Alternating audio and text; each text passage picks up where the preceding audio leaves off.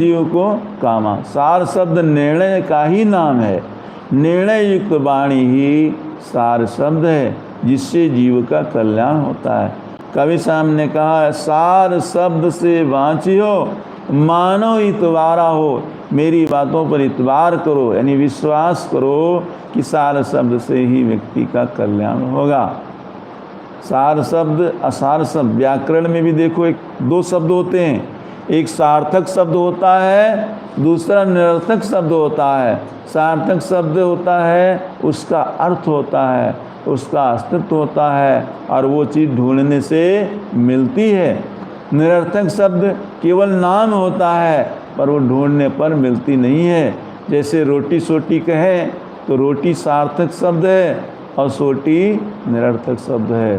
तो रोटी देखने में आती है, पकड़ में आती है, खाने में पेट भरता है, पर जो सोटी है वो केवल नाम है, सुनने में आता है, कहने में आता है, पर सोटी कोई चीज़ मिलने वाली नहीं है। तो व्याकरण भी इस बात को मानता है कि सार्थक और निरर्थक शब्द होते हैं। ऐसे धर्म ग्रंथों में सार वाणी और असार वाणी होती है। एक वाणी लोगों को भटकाती है, वो वाणी क्या है?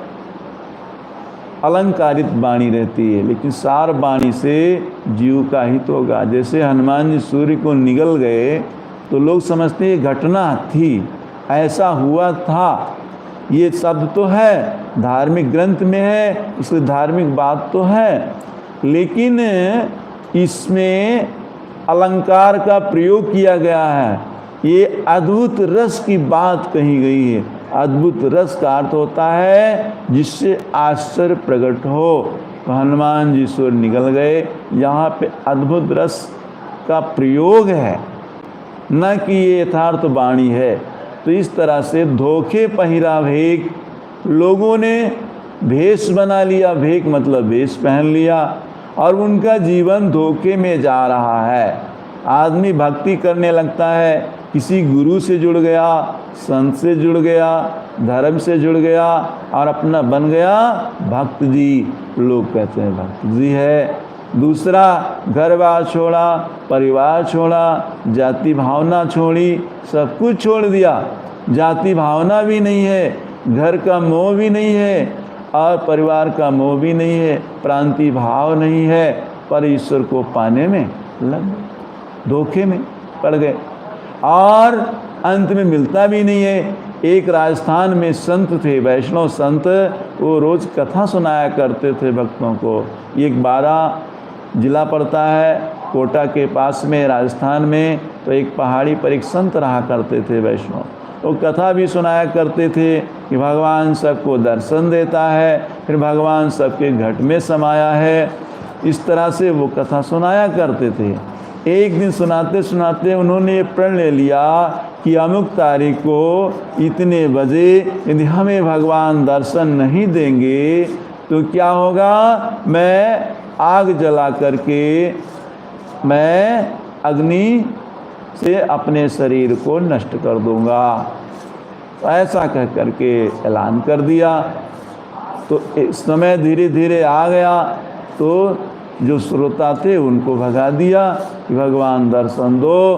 तब तक दो सब भाग गए, 2 लोग नहीं भाग रहे थे, तो उनको भी महात्मा जी ने ज़बरदस्ती भगा दी। वो दोनों जा कर के झुरमुट पीछे भागे तो, लेकिन एक जगह छिप के बैठ गए कि महात्मा जी क्या करते हैं, ये अब ऐसा जल ही जाएंगे क्या अपनी वाणी को सत्य करने के लिए जल जाएंगे।